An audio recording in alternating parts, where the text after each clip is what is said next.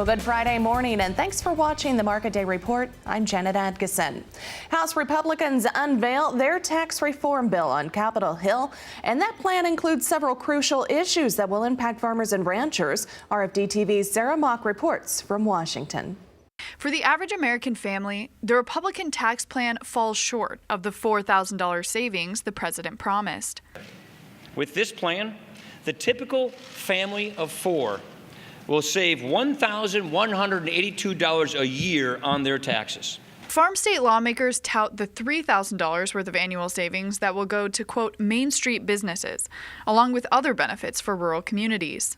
The lower rates for everybody, the simplicity, the mortgage interest rate deduction, the family tax credit, its focus on bringing relief to low and middle income individuals, and also focusing on interest deductibility for farms and ranches across the state, and other provisions that will allow them to expense and bring down their rates while they're being successful in helping our economy grow again. Experts say dropping that corporate tax rate should be beneficial for farmers. Definitely still proposing dropping the top rate on corporations permanently down to the 20% level, and on flow-throughs, which is what most of our farmers are farming as partnerships, S-corps, and so on, Schedule Fs.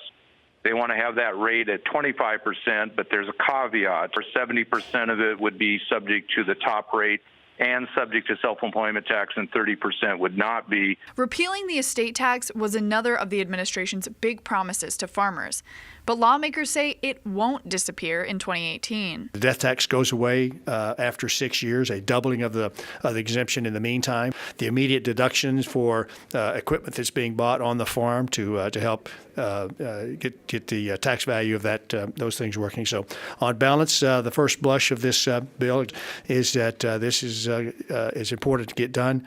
Experts warn farmers not to expect too much, even if the House passes the bill. Now, we know probably over in the Senate they're likely not to allow a full phase out, but what we've heard is they'd like to double the lifetime exemption from the current $5.6 million beginning in 18 to around that $11.2 million. So a married couple could easily be worth, let's say, 25, 30, 35 million under that law and not owe any estate tax.